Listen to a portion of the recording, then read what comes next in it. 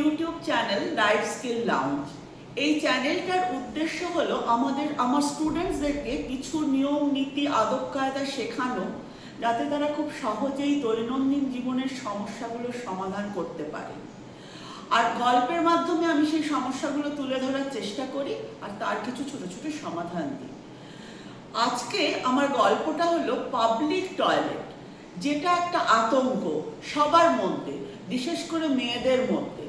তো এই টয়লেটটাকে কিভাবে আমরা, এই আতঙ্কটা কিভাবে দূর করব, সেই নিয়ে আজকে আমার এই ভিডিওটা। অবশ্য করে ভালো লাগলে লাইক করবে, শেয়ার করবে, সাবস্ক্রাইব করবে এবং অন্যদেরকেও জানাবে, কারণ এটা সবারই খুব জানা দরকার। প্রথম কথা হলো যে যখন পাবলিক টয়লেট ইউজ করব, মাথায় রাখতে হবে যে use it clean and leave it clean. সুন্দরভাবে পরিষ্কারভাবে ব্যবহার করব এবং বেরোনোর সময় সেটা পরিষ্কারভাবে ছেড়ে আসব। এটা ভীষণ ভীষণ দরকারি কথা, যে অন্যের কথাও ভাবতে হবে। প্রথমেই আমরা আতঙ্কে ভুগি। কি হয়, আতঙ্কগুলোর কারণ কি? কারণ যখনই একটা পাবলিক টয়লেটে যাওয়ার কথা ভাবি, সেটা এয়ারপোর্ট হোক বা বড় বড় মলই হোক অথবা রেস্টুরেন্ট, স্কুল, কলেজ, অফিস, সর্বত্র একই সমস্যা, যে একটা আতঙ্ক, পাবলিক টয়লেট। কিন্তু টয়লেট ছাড়া তো চলবে না। দৈনন্দিন জীবনে যখনই আমরা রাস্তাঘাটে বেরোবো, তখনই আমাদের টয়লেটের ব্যবহার দরকার পড়ে। প্রধানত নোংরার কারণ কি কি? 1 নম্বর, ঢুকলেই দেখা যায় মেঝেটা জলে ভেজা। 2 নম্বর, কোমর সিট নোংরা। কোমর সিটের উপরে কেউ জুতো পরে উঠে সেটাকে ইউজ করেছে, অথবা কোমর সিটের ওপর জল পড়ে আছে। আর 3 নম্বর হচ্ছে কেউ ফ্লাশ না করে টয়লেট ইউজ করার পর ফ্লাশ করেনি। আর 4 নম্বর হচ্ছে চারিদিকে ব্যবহৃত স্যানিটারি ন্যাপকিন খোলা অবস্থায় পড়ে থাকা, অথবা tissue paper, use tissue paper চারিদিকে ছড়িয়ে ছিটিয়ে পড়ে থাকা। এগুলোই কিন্তু প্রধান সমস্যা। এই সমস্যাগুলো যদি আমরা সমাধান করে নিই নিজেরাই, তাহলে কিন্তু সমস্ত পাবলিক টয়লেটই দেখা যাবে অনেকটা পরিষ্কার হয়ে গেছে এবং আমাদের সবার মন থেকেই এই আতঙ্কটা চলে যাচ্ছে। সমস্যা সমাধানের উপায়গুলো, 1 নম্বর উপায় হচ্ছে প্রত্যেকের ব্যাগে একটা করে টিস্যু পেপার রোল রাখবে, একটা ছোট কালো প্লাস্টিক রাখবে। আমার ভিডিওতে আমি দেখিয়ে দেব কিভাবে টিস্যু পেপারটা ব্যবহার করা হবে এবং কালো প্লাস্টিকটা কিসের জন্য রাখা দরকার। এইবার যেখানেই টয়লেটে যাব, প্রথম কাজ হলো, যদি কমোডের সিটে জল পড়ে থাকে, তাহলে টিস্যু পেপার দিয়ে সেই জলটা পরিষ্কার করব, তারপরে আমি সেটা ব্যবহার করব। আবার যদি আমার হ্যান্ড স্প্রে ইউজ করতে গিয়ে কমোড সিটে জল পড়ে, তাহলে সেই জলটা আবার টিস্যু পেপার দিয়ে পরিষ্কার করে বেরোবো। কমোডের সিটটা বন্ধ করে ফ্লাশ টানবো, তাহলে কোনো দিকে জল ছেটাবে না। আর সবার প্রথম মাথায় রাখতে হবে যে টয়লেটের মেঝে, ফ্লোর অফ দ্য টয়লেট কখনো মূত্র ত্যাগের জন্য ব্যবহার করব না। এটা অন্যের, তোমার কাছে মনে হচ্ছে ব্যাপারটা পরিষ্কার, কিন্তু তোমার পরে যে ঢুকবে তার কাছে সেটা একটা ভীষণ নোংরার ব্যাপার, এবং তুমিও কিন্তু সেই একই জিনিসের শিকার হবে যদি তোমার আগে কেউ টয়লেটের ফ্লোর ইউজ করে মূত্র ত্যাগ করে। তো আর একটা যেটা দেখা যায়, ছোট ছোট বাচ্চাদের মধ্যে ভীষণভাবে প্রচলিত, বিশেষ করে যারা স্কুল কলেজে যায়, কোমোডের সিটের ওপর বসে মূত্র ত্যাগ করে। এই সিটের ওপর বসলে কি হয়, পায়ের ছাপটা কোমোডের সিটের ওপর পড়ে যায়, তখন পরবর্তীকালে যে তার পরে আছে ঢুকবে, সে তখন একটা নোংরা টয়লেট পায়। তো এই ক্ষেত্রে কোমোডের সিটে বসে টয়লেট ইউজ করা, সেটা একদম বন্ধ করতে হবে। টিস্যু পেপার রাখবে, টিস্যু পেপার দিয়ে কমোডের ওপরে পড়া জলটা ভালোভাবে পরিষ্কার করে নেবে এবং তারপরে কমোডটা ব্যবহার করবে। এবং তোমার ব্যবহারের ফলে যদি আবার জল পড়ে কমোডের সিটের ওপর, আবার টিস্যু পেপার ব্যবহার করে সেই জলটাকে পরিষ্কার করে দেবে এবং তারপরে বেরোবে। So leave it clean. এরকম একটা ছোটোখাটো দেখতে টিস্যু পেপারের রোল সবসময় ব্যাগের মধ্যে রাখবে। এইবার টিস্যু পেপার ব্যবহার কিভাবে করতে হয়, এরকম করে খুলতে হবে। খুলে এই যে মাঝে কাটগুলো দেওয়া আছে, এইটা দিয়ে ভাঁজ করতে হবে টিস্যু পেপার ব্যবহারের জন্য। তো এটা হচ্ছে টিস্যু পেপার ব্যবহার করার নিয়ম। আর যদি কোমর সিট মোছার জন্য টিস্যু পেপার ব্যবহার করতে হয়, তাহলে এটাকে লম্বাভাবে ভাঁজ করতে হবে, এই রকমভাবে দিয়ে তাহলে মোটা হয়ে গেল। এইবার এই টিস্যু পেপারটা কোমর সিট মোছার জন্য ব্যবহার করতে হবে। কখনোই টিস্যু পেপার এরকমভাবে নিয়ে খচমচ করে ব্যবহার করতে নেই, এটা একদমই wrong use of the tissue paper.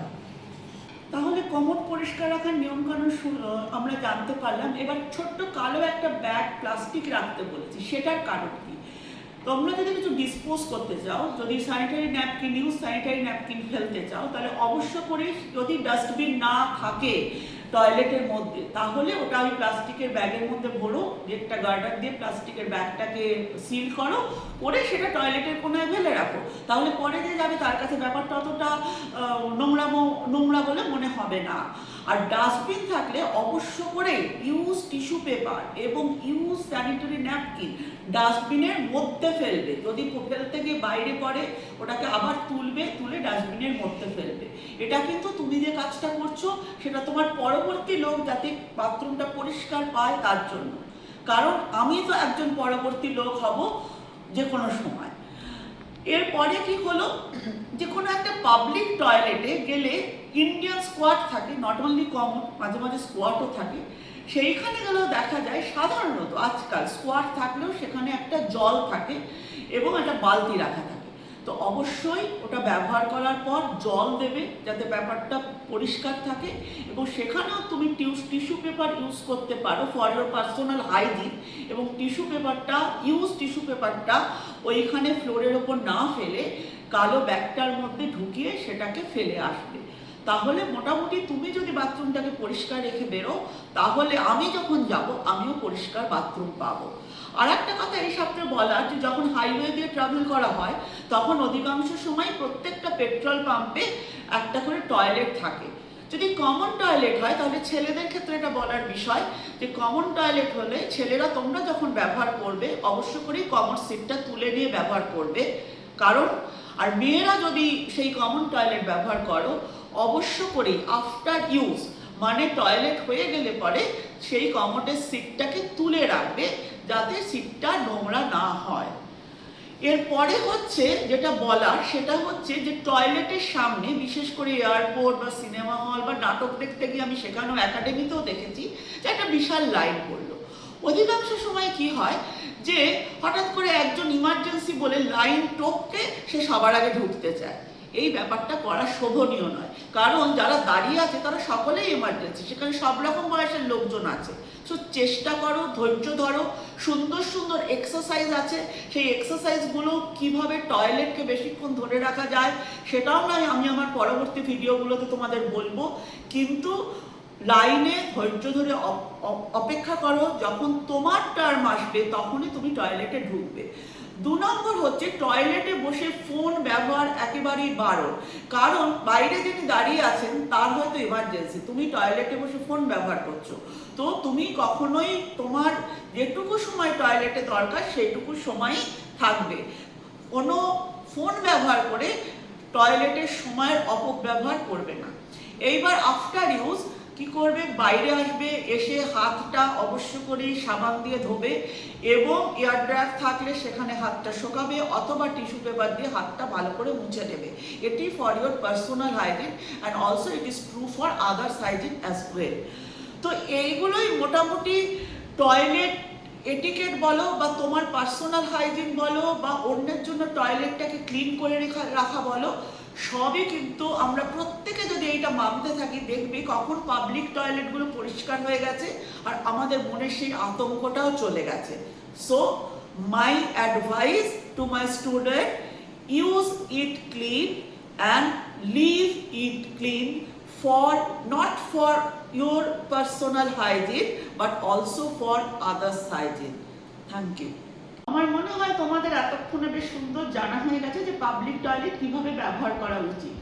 তো আর একটা বিশেষ পাবলিক টয়লেটের জায়গা হলো ফ্লাইটের মধ্যে টয়লেট। তো এই ফ্লাইটের টয়লেট ব্যবহার করার যে নিয়মকানুনগুলো সেটি আমার পরবর্তী ভিডিওতে আমি বলবো, সেগুলো তোমরা দেখবে।